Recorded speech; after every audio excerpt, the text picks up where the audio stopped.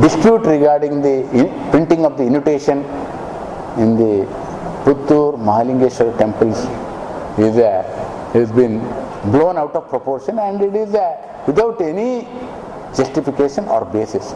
As such, any program conducted by the department or any institution under the various department, as a part of protocol, the name of district DC has been regularly printed even in the temples and various other institutions. It is not the first time.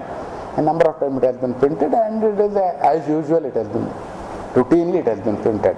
Now it has been made as an issue. I checked up with the department and also the legal experts, and there is no lapse as such from the department or from the temple authorities. And if any public wants to prove that there is a defect and this one, then we will again refer this matter to the endowment department and get it corrected if need be.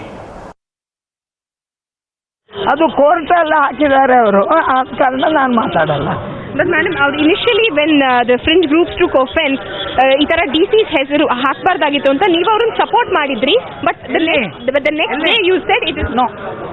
ನಾ ಹೇಳಿದ್ದು ಅದು controversy ಆಗಬಾರ್ದು ಅಂತ ಹೇಳೋ ಕಾರಣಕ್ಕೆ DC ಅಂತ ಹಾಕಿ ಮಾಡುವ ಅಂತ ಅಷ್ಟೇ.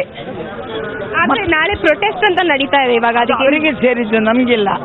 ನಮ್ಮಲ್ಲಿ ಯಾರೂ ಅದಕ್ಕೆ ಆದ್ಯತೆ ಕೊಡಲ್ಲ. ಆಸ್ ಎನ್ MLA DC ಹೆಸರು ಹಾಕ್ತಿದ್ದು ಸರಿ ಅಂತ ದಟ್ ಇಸ್ ಸರಿ DC ಹೆಸರು ಹಾಕಿದ್ದು ಸರಿ. ಅದು ಮುಸ್ಲಿಂ ಅಂತ ಹೇಳ್ತಾ ಇರೋದು ಅವರು. DCಗೆ ಮುಸ್ಲಿಮ್ಗೆ ಹಿಂದೂ ಅಂತ ಇಲ್ಲ. ಲಾಸ್ಟ್ ಇಯರ್ ಕೂಡ ಕುಕ್ಕೆ ಟೆಂಪಲ್ ನಲ್ಲಿ ಈ ರೀತಿ ಹೆಸರು ಹಾಕ್ತಿದ್ರು, ಅವಾಗ ಕಾಂಟ್ರವರ್ಸಿ ಆಗಿರ್ಲಿಲ್ಲ. ಇವಾಗ ಆಗಿರ್ಲಿಕ್ಕೆ ಆಗಿರ್ತಾ ಇರೋದಕ್ಕೆ ಏನ್ ಕಾರಣ? ಅದು ಪುತ್ತೂರು BJP ಆಗಿತ್ತು ಹಿಂದೆ, ಈಗ ಕಾಂಗ್ರೆಸ್ಸಿಗೆ ಬಂದಿದೆ, ಅದಕ್ಕಾಗಿ ಇರ್ಬೋದು. ಸರ್, BJPನವ್ರು ಹೇಳೋ ಪ್ರಕಾರ ಕಾಂಗ್ರೆಸ್ ಡೆಲಿಬ್ರೇಟ್ಲಿ ಇದನ್ನ ಪೊಲಿಟಿಸೈಸ್ ಮಾಡ್ತಿದೆ ಅಂತ. ಅಯ್ಯಯ್ಯೋ, ಬಂದ್ ಮಾಡುದು ಕಾಂಗ್ರೆಸ್ನವರ? ಕಾಂಗ್ರೆಸ್ಸಿನವ್ರು ಮಾಡ್ತಾ ಇದ್ದಾರಾ?